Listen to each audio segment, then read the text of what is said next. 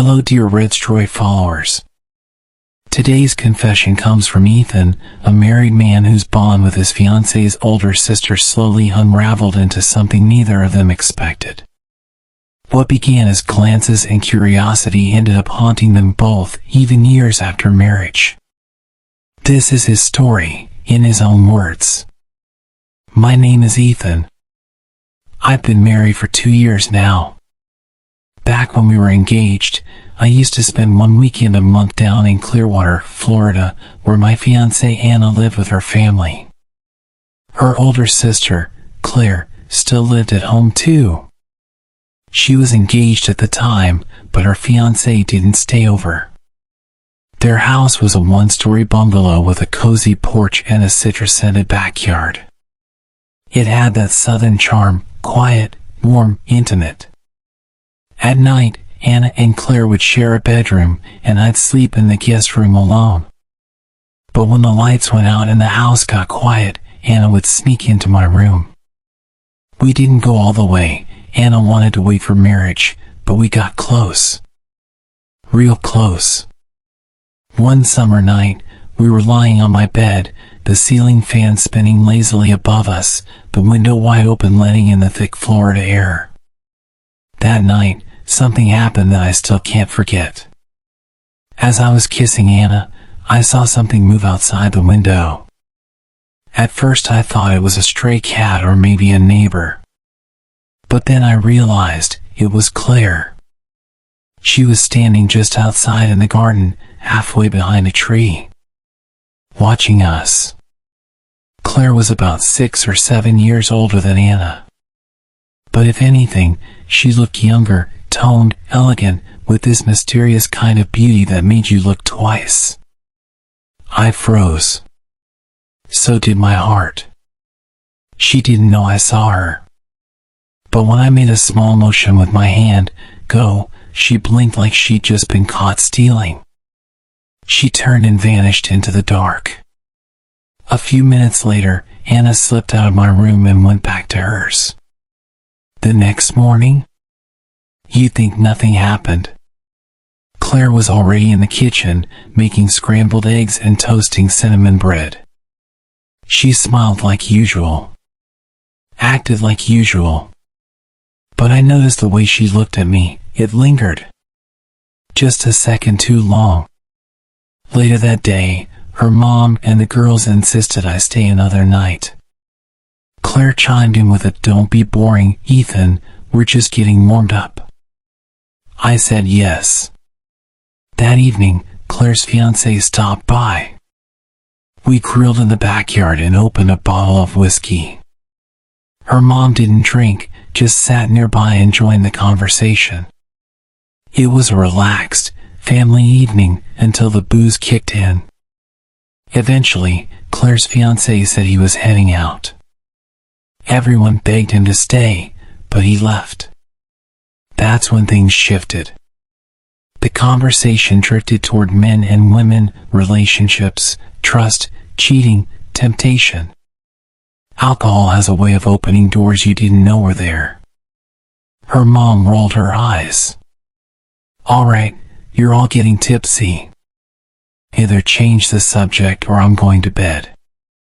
Anna and I said, "Let's drop it." But Claire grinned and said, "Why? Ethan's basically family now.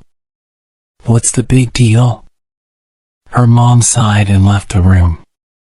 Once she was gone, Claire leaned back in her chair, arms crossed, lips curled like she had a secret. She didn't say anything for a minute, but the look in her eyes said it all. Then she stood up and said, "You two probably have things to talk about. I'm already buzzed and spinning anyway. I'll head to bed before I start saying stupid shit." She winked as she walked off. Anna and I stayed back for a bit. She was flushed and giggly from the wine. I asked her to stay with me again. She said yes. The guest room was sweltering, so she opened the door to let some cross breeze in. "I'll keep the noise down if you do," she whispered, grinning. We lay back, the door open, the room quiet except for the crickets outside. Then, just like the night before, I felt a presence. This time, Claire wasn't watching from the yard. She was in the hallway, standing just outside the open door. Still. Silent. Watching. Again, no words. She simply turned and vanished. Anna didn't notice. She kissed me goodnight and passed out next to me. A few months later, Claire got married. A year after that, Anna and I tied the knot too. Claire had a kid. They visited once in a while, weekends, holidays. We drink, laugh, crash late. But never again did I see that look in Claire's eyes. Until one night. They came to stay again. We had dinner, poured drinks. Claire wasn't drinking much, but she acted tipsy, raising toasts, laughing a little too loudly, stealing glances that made my chest tighten. Anna got wasted. So did Claire's husband. Claire kept refilling my glass. I started sipping slow. Something was off. Eventually everyone drifted off. Anna passed out in bed.